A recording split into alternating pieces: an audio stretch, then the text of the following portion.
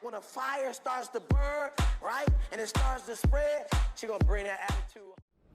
Pô, isso nem foi lá na semana.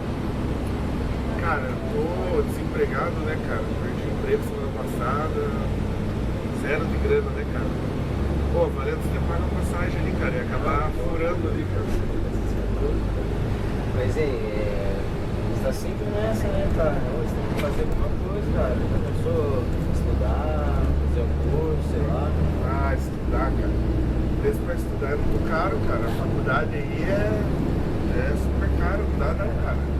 Ei, chegando no terminal você podia pagar uma coxinha ali, né, cara? Cara, você é folgado, cara.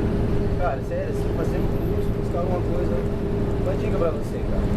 Cara, vai te dar um bilhete da Mega Sena agora. Por isso que você não vai pra frente, cara. Você é folgado, tem altas expectativas. Cara, ó, eu fiz curso no Senai, não é um preço acessível, não é difícil fazer, cara. Se fizer um esforço, você consegue. Ó, vou te dar aqui um flyer, liga lá, meu, até dia 18. Beleza? Até dia 18 você vai só levar os documentos lá. Você vai pagar a coxinha, cara? Não, nada de coxinha. Ah, tá inflacionado, tá tipo feijão. Massa, cara. Só levar os documentos lá, cara. Tem vários cursos, tem vários polos, você consegue fazer. Legal. Aqui vai. Cara, mudou minha vida, cara. Sério? Eu tava nessa aí, você lembra que eu tava nessa aí?